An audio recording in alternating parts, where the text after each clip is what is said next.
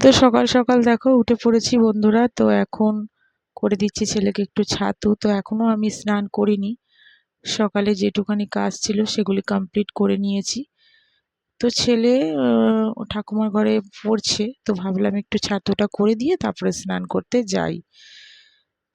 তো শুভ সকাল আমার প্রিয় বন্ধুরা, তোমরা সবাই কেমন আছো? আশা করছি সবাই খুব ভালো আছো। আমরাও কিন্তু মোটামুটি সবাই ভালো আছি।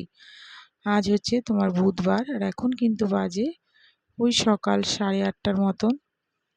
তো এখন থেকেই আমার ব্লগটা স্টার্ট করছি। তো ছাতুটা রেডি হয়ে গেছে ছেলেকে তো ঠাকুমার ঘরে দেখো দিয়ে আসছি, তারপরেই যাব স্নান করতে। আর ওর একটু পরেই ম্যাম চলে আসবে, তো ওকে আগে আগে পড়তে বসিয়ে দিয়েছি।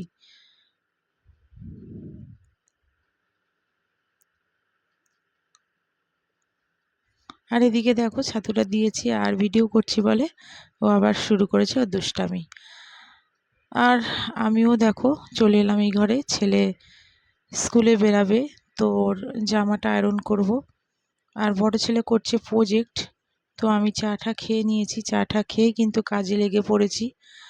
আর আজকে হচ্ছে একটা স্পেশাল দিন। সে স্পেশাল দিন মানে আজকে হচ্ছে আমার বড় ছেলের জন্মদিন।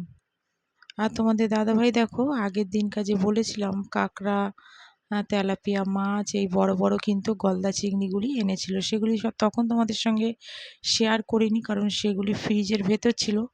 তো আজকেই রান্না করব, তাই বার করলাম। দেখো কত বড় বড় মাছ।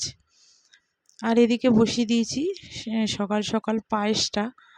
আর পায়েসটা কিন্তু দুই ছেলেরই জন্মদিনে আমি করি, সকাল সকালই পায়েসটা করে নিই।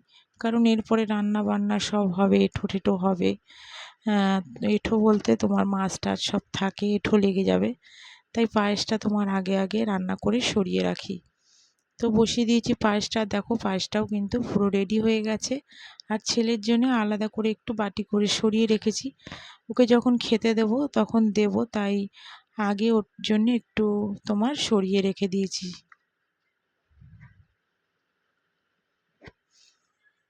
তো এরপরে ঘরের কাজগুলি মোটামুটি করে ঠোরেই তারপরেই কিন্তু রান্না করব। বন্ধুরা দেখো ঘরের কাজ কিন্তু পুরো কমপ্লিট করে নিয়েছি। কিছু জামা কাপড় আছে, শুধু সেগুলি একটু গোছাবো, কিছু বাকি রয়েছে। তো ভাবলাম তোমাদের সঙ্গে কিছু কথা শেয়ার করি। আর আজকে হচ্ছে একটা স্পেশাল দিন। স্পেশাল বলতে আজকে হচ্ছে আমার বড় ছেলের জন্মদিন। তো তোমরা তো সকালবেলা দেখলে একটু পায়েস রান্না করলাম। আর ওদের দুই ভাইয়েরই জন্মদিনের দিন কিছু করি না করি একটু পায়েস রান্না করি। তো সেটাই তোমার করলাম, করে একটু আলাদা করে সরিয়ে রেখেছি। দুপুরবেলা যখন খেতে দেবো তখন ওর সামনে দেবো। আর সেরকম কিছু করব না, একটু 5 রকম ভাজাভুজি করব, একটু মাছের ঝাল ঠাল যা ঝোল করব।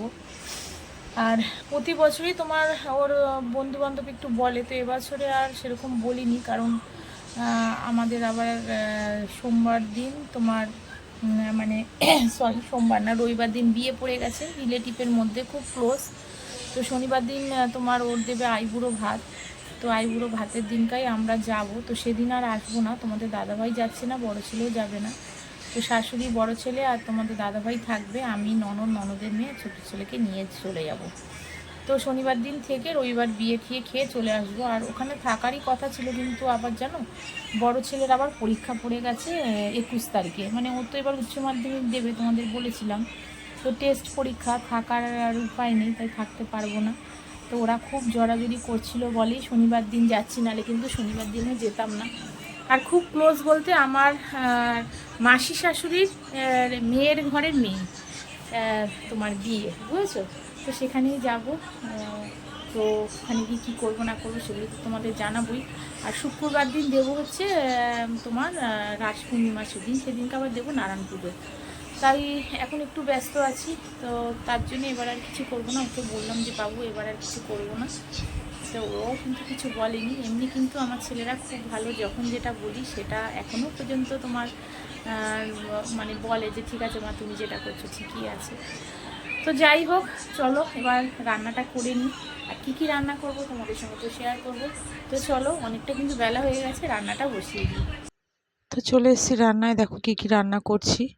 তো 5 রকম ভাজাভুজি করব, আলু ভাজা, পটল ভাজা, বেগুন ভাজা, একটু ভেন্ডি ভাজা, আর হচ্ছে কুমড়ো ভাজা। আর ডালটা সিদ্ধ হয়ে গেছে, করব টক ডাল। আর তো মাছের মাথা দিয়ে ডাল করি প্রতিবার, তো এবারে আর করলাম না, কারণ মাছের মাথা ডাল একদমই ও খেতে চায় না, তো ভাবলাম একটু টক ডালই করি চালতা দিয়ে। তো সেই ডালটাই করব। আর দেখো মাছগুলি কিন্তু সব শাশুড়ি কেটে ছাড়িয়ে ঠাড়িয়ে রেখেছে, তো সেগুলি বসিয়ে দিলাম আর একটা কড়াইতে। আর একটা গ্যাসে বসালাম হচ্ছে সমস্ত ভাজাভুজিগুলি, তো সেগুলি করে নেব আস্তে আস্তে করে। আর করব চিংড়ি মাছটা হচ্ছে তোমার চিংড়ি মাছের কালিয়া। দেখো কত বড় বড় দাঁড় বেরিয়েছে, তো শাশুড়ি এগুলিও দিয়ে দিয়েছিল, আমি কিন্তু এগুলি সব আবার ফেলে দিলাম, কারণ ওগুলি খাওয়ার সময় না তোমার ছেলেদের মুখে ঠুকে লাগবে, তো ওরা বুঝতে পারবে না, হয়তো চাবিয়ে ফেলবে, তো সেগুলি কিন্তু ফেলে দিলাম। আর এদিকে দেখো চিংড়ি মাছের কালিয়া করব, তো তার জন্য নিয়েছি আদা, রসুন আর হচ্ছে তোমার টমেটো আর পেঁয়াজ দিয়েছি, তো সেগুলি এবার পেস্ট করে নেব। আর কালিয়াটা করব একদম গায়ে মাখা মাখা। তো চিংড়ি মাছের তেলের মধ্যেই দেখো দিয়ে দেবো হচ্ছে কালো জিরে একটু দিয়েছিলাম, দিয়ে কিন্তু সমস্ত যেগুলি পেস্ট করেছিলাম সেগুলি দিয়ে ভালো করে একটু নাড়িয়ে চাড়িয়ে তারপরে একটু নুন, হলুদ, শুকনো লঙ্কার গুঁড়ো সমস্ত কিছু কিন্তু দিয়ে তোমার রান্নাটা করে নিয়েছি।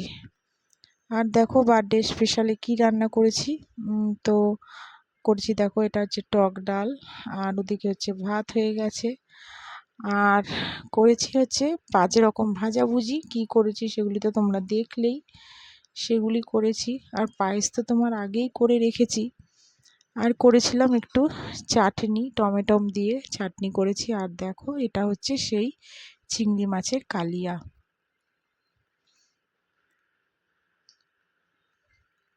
আর তোমার এই রান্না করেছি জন্মদিনে। আর তোমরা ওকে সমস্ত বন্ধুরা আমার ওকে আশীর্বাদ করো, ও যাতে একটা ভালো মানুষের মতন মানুষ হতে পারে, অনেক বড় হতে পারে, তো এই কামনাই তোমরা করো ওকে। তো সমস্ত রান্নাবান্না দেখো রেডি হয়ে গেছে। আর দুপুরে কিন্তু এই দিয়ে ওকে ভাত দিয়েছিলাম।